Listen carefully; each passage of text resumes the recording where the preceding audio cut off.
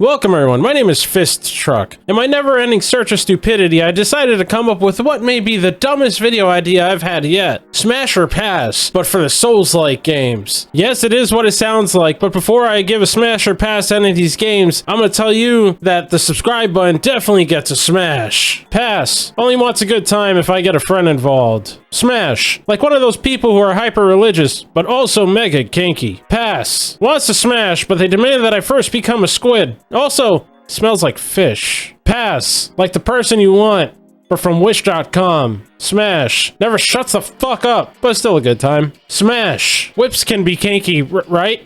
Right? Smash, your first love's hot mom. Or dad, not judging. Smash, your first love, not the best, but nostalgia is a hell of a thing. Pass, it's your first love, but now they have a crippling drug addiction. Smash, your first love, but now with plastic surgery, scientifically improved, and emotionally wanting. Smash, you won't remember much, but you'll at least remember that you had fun. Smash, your first love, but now they're rich as fuck, and they got a big ass house. You ride those goddamn coattails. Pass, insects. Pass, you would have smashed in a different time, a darker time, but you're better now, stronger. Smash, they can be whatever you want them to be. Pass, you were looking for Japanese but got a white guy instead. Smash, Neo 1 is sorry and knows everything it did wrong. Smash, they're always down for a good time, but also have a weird affinity for guns. Pass, literal shit, I can't even make a joke about this. Pass, would smash, but they keep blocking all of your advances. Pass, replace all their good parts with machine parts. Smash, replace all of their good parts with machine parts, but this time it worked. Pass, would smash, but they demand that I read 80 pages of bullshit before going anywhere.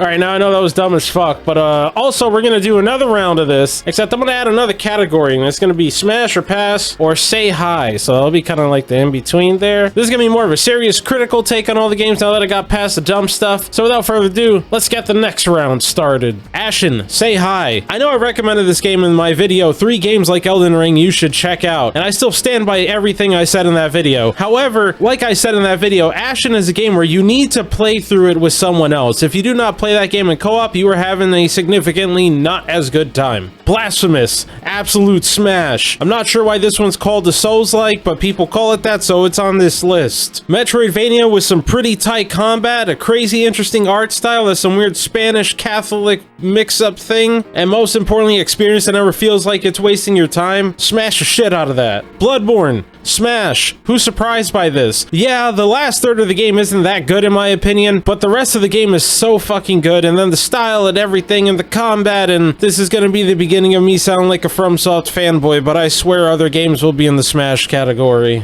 Chronos, Before the Ashes, absolute pass. Probably one of the worst games on this list. I have not played this game for more than 1 or 2 hours. It is that hard to play. It's incredibly clunky, slow, uninteresting, dull. I cannot say any worse things about this, which is incredibly disappointing considering the studio that it's from. Code Vein, say hi. Anime Souls, it's pretty good, though the story is insanely heavy-handed and they spend so much fucking time talking that it's overwhelming. Combat's pretty good, though some of the level design is some of the most bottom-tier trash that you will possibly see. For example, look at this area. Everything looks the same, and I wouldn't be surprised if some of the people who play this game quit here. Darksiders 3, say hi. This one also hurts. Yet another game from Gunfire Games, which if I'm not mistaken is a successor to the studio that made the Darksiders series, and hence why we have Darksiders 3. They've also made some other games on this list like Chronos, and another one that we'll talk about later. Darksiders 3 is pretty fun. The combat's solid, though its Souls-like elements actually make the game worse. The FromSoft fanboy brigade begins. Dark Souls, smash. My introduction to the franchise. I fucking love this thing. A completely immersive and enjoyable experience from start to finish. However, contradicting myself, the second half of the game really isn't as good as the first half of the game, but it's not as ridiculous as you'll see in some of the future future FromSoft titles. Compared to newer titles, the game may feel a bit more sluggish, however, the game was built around that in a way that is smooth, unlike a lot of other games on this list that I will shit on for the same reason. Dark Souls 2, say hi. Now, I feel like a lot of people are going to say pass on this, however, I would strongly disagree with those people. Dark Souls 2 is still a very, very solid game, though in general, it's like comparing good to great, or Mass Effect Andromeda to the rest of the games. Dark Souls 3, another absolute smash. Compared to the previous entries, it does slightly feel like this game doesn't have as much soul. However, this is probably one of the most consistent FromSoft games from start to finish. Are there any parts that stick out as being exceptionally terrible? No. However, there are a lot of bangers, and I will still say that Slave Knight Gale is my favorite boss fight amongst the entire series. Death's Gambit, say hi. It's been a while since I played this game, and unfortunately I never owned it since I played it through Game Pass, so I'm using footage that I found on YouTube. However, the game is really, really fun. The Metroidvania elements are pretty good, however not the greatest, and the combat's pretty fun, but once again not the greatest. Some bosses are not very good, other ones are pretty good. It's a bit of a toss-up. However, I will say the experience from start to finish is very fun, and the game isn't incredibly long, so once again, like Blasphemous, doesn't waste your time. Demon's Souls, absolute smash. You'll be surprised how right they got it on the first try. Compared to almost every single game after it, this is the most D&D-esque of all of them, since you have to make sure you're prepared for each journey, as opposed to just being able to do whatever you want to make it through the whole game. It'll take some adjustment if you've never gone back to that game. However, if you do, make sure you do it on the PS5, because the production values cannot be understated. Elden Ring, absolute smash. This might seem biased if you look at almost any of my other videos on this channel. However, I can still confidently say that Elden Ring is one of the best games to have come out this year, and it is my second favorite FromSoft game, only behind Dark Souls 1. They do so many things right about this game, it's only a shame that the scaling kind of falls apart towards the end, and there are some bosses that are not as good as others. Also, some of the open world elements are definitely copy and paste. However, unlike other open world games, insert Ubisoft game here, you don't have to do any of that shit to beat the game in the first place, and they're definitely not as repetitive or monotonous as the Chalice dungeons were in Bloodborne. Hollow Knight, absolute smash. I'm sure no one's surprised by this. The fact that this game was made by like 2 or 3 people and one of them just did the music is fucking insane. Yet another game where I'm not sure why this one's called a Souls-like exactly, however people call it that, so guess what, here we are. A Metroidvania that's fun as fuck, incredibly responsive and fun to play. However, there's some really strange difficulty spikes throughout the game, and doing the whole Pantheon thing at the end is 100% optional, but also torture. Also, pretty much everything in this game is based on insects. I'm surprised how much of this shit is absolutely adorable, though not all of it. Lords of the Fallen, past this shit. This game came out during a dark period when Soulslikes as a genre were just beginning to form. We were in a gap between Dark Souls 2 and what would soon become Bloodborne. Many of us were looking for just the next Souls fix, and Lords of the Fallen, along with another game, came out to try and satiate us. At the time, I would have said, it's okay. You know what? No, it's shit. It's incredibly clunky, incredibly slow. Hitboxes are stupid. Difficulty spikes make absolutely no sense, and half the map design seems aimless. Skip this shit and never look back. Mortal Shell, absolute pass. I'm currently working on a video about this game that will be out soon that will better explain this, but I'll just say this. Game is incredibly unfun to play. Looks nice though. Nioh 1, say hi. Incredibly tight combat, some really interesting level design, definitely some hit or miss bosses, and a story that's pretty fucking stupid. I would have called this a smash if it weren't for Nioh 2, smash. Smash the shit out of this. The combat, fucking amazing. The bosses, also fucking amazing. The worst ones are just okay. Level design, fucking great. The story, still kind of dumb, but on the flip side, I really cared about the characters. I cannot believe it, considering this is some stupid retelling of Japanese history. Definitely suffers from system bloat, considering that it decides to have some Diablo-style loot in the game. However, I will forever die on the hill that Nioh 2 stands toe-to-toe with all of FromSoft shit. Fight me. Remnant from the Ashes, say hi, is the third game on this list from Gunfire Games. I don't know why they've had such a boner for making Souls-likes ever since Darksiders 3, but I hope they stop. Nonetheless, this game is incredibly fun, but much like Ashen, comes with the heavy caveat that you need to play this shit with other people, otherwise you're gonna have a bad time. Also, it's a shooter,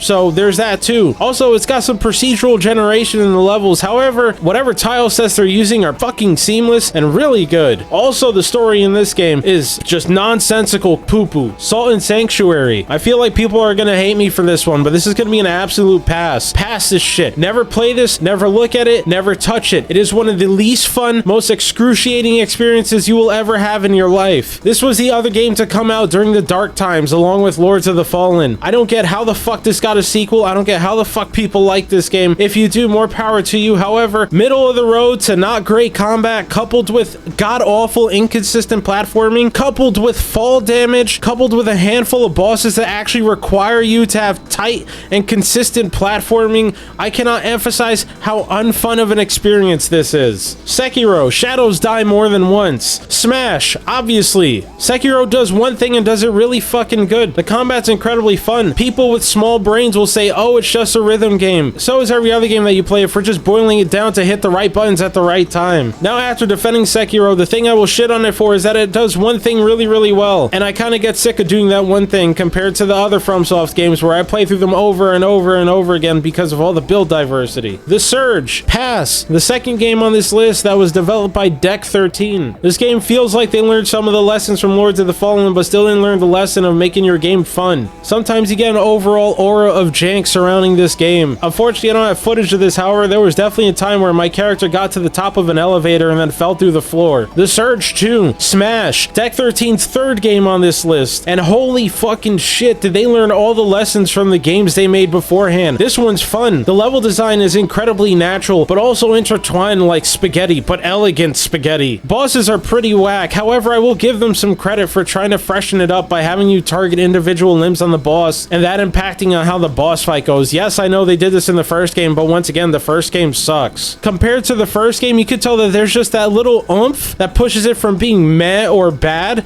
to actually fun. When I first played this game, I had a hard time putting it down, and for most people that might raise their eyebrows when I put this as a Smash, I'm telling you, just play it and go in with an open mind. It's surprisingly fun. It's the kind of game where you will not notice time fly by as you play it. Thymesia, say hi. If you want a more in-depth description why I feel this way, check out the video that I did about the game, link in the description. However, to sum that up real quick, the combat is incredibly good. It's like Sekiro, however, unlike Sekiro, I always feel encouraged to use my entire kit all the time. With that being said, the vast majority of the bosses are the same thing. It's just a dude or something like that, and the level design is just straight up bad. If you made it to the end of this exceptionally dumb, but I had fun making it, video, thank you so much for watching. Don't forget to like, comment, subscribe, or dislike and shit.